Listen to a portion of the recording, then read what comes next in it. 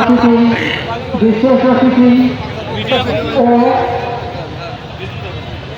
বিভিন্ন জেলা উপজেলা ইউনিয়ন গ্রাম পর্যায় থেকে ধর্ম জাতি ধর্ম নির্বিশেষে সকলে উপস্থিত হয়েছেন। সবার প্রতি আমার রইল সানুগ্রহ ও আন্তরিক ভালোবাসা। সেই সাথে আমি আমার অন্তরের অন্তরস্থল থেকে জানাই আপনাদেরকে ওই আন্তরিক ভালোবাসা।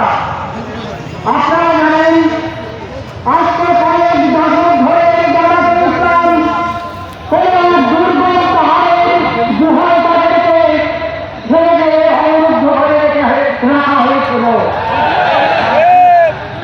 কিন্তু আমরা মুক্ত আকাশে এনেছে কথা বলতে পেরে এই জন্য আমরা নিজেকে অনুভব করছি। তাই আমি একটা বঙ্কিমচন্দ্রের কবিতা এখানে সামান্য কবিতায় নির্দেশে দেব।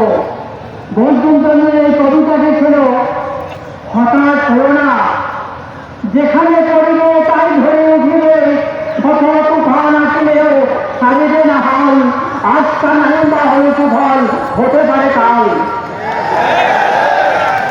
সংগ্রামী বন্ধুগণ, আপনারা বাংলাদেশকে জামাতে ইসলামের কব্জাগত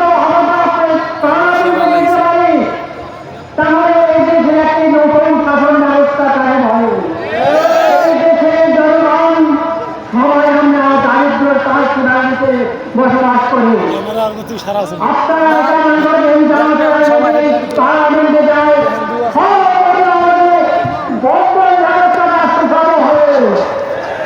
এটা কোনো ভুল নেই।